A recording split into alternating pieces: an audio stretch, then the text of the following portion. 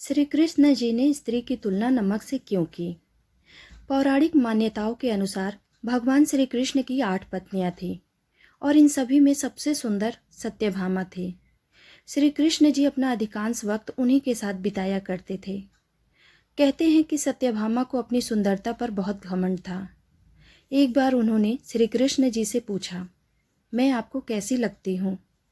तब भगवान श्री कृष्ण ने उनसे कहा, तुम मुझे नमक जैसी लगती हो।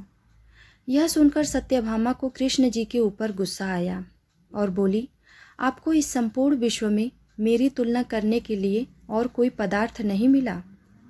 श्री कृष्ण ने उस समय तो किसी तरह सत्यभामा जी को मना लिया और उनका गुस्सा शांत कर दिया।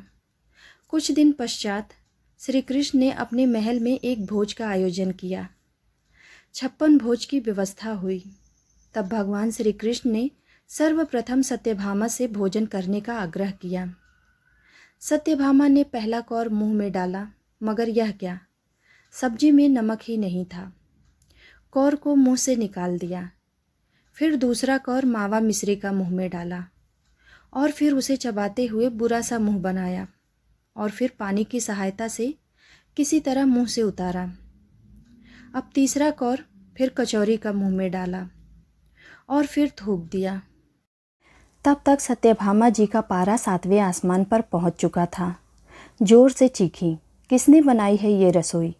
सत्यभामा की आवाज़ सुनकर श्री कृष्ण दौड़ते हुए आए और पूछा, क्या हुआ देवी, कुछ गड़बड़ हो गई क्या? इतनी क्रोधित क्यों हो? तुम्हारा चेहरा इतना तमतमा क्यों रहा है? क्या हो गया? सत्यभामा जी ने कहा, किसने कहा था आपको भोज का आयोजन करने को? इस तरह बिना नमक की कोई रसोई बनती है? किसी भी वस्तु में नमक नहीं है, मीठे में शक्कर नहीं है, एक कौर भी नहीं खाया गया। श्री कृष्ण ने बड़े भोलेपन से पूछा, तो क्या हुआ, बिना नमक के ही खा लेती? सत्यभामा को फिर गुस्सा आया और बोली, लगता है दिमाग फिर गया है आपका।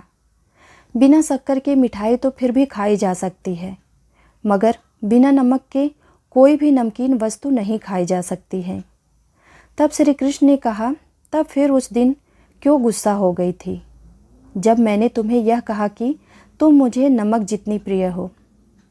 अब सत्यभामा जी को सारी बात समझ में आ गई कि यह सारा वाक्य उन्हें समझाने के लिए किया गया था और तब उन्हें समझ आया कि कृष्ण जी उनसे कितना प्रेम करते हैं।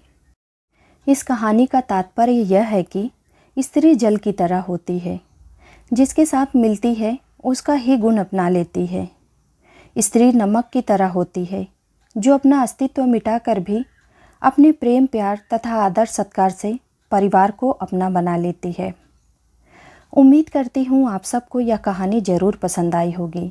ऐसे ही नए नए कहानियों के साथ जुड़े रहने के लिए कृपया हमारे चैनल को लाइक और सब्सक्राइब ज़रूर कीजिएगा।